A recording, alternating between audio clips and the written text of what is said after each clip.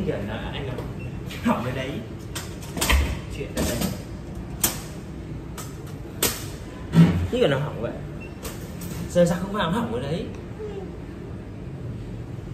nó hỏng cái đi sửa đi, biết làm sao được, nó hỏng thì đâu mà sửa.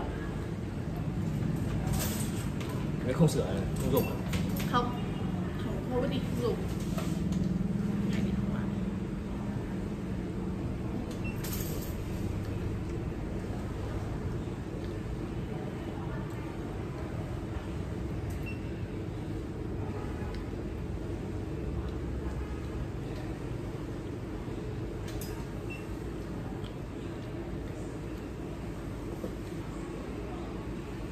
Quan trọng xong giờ hôm nay nó xếp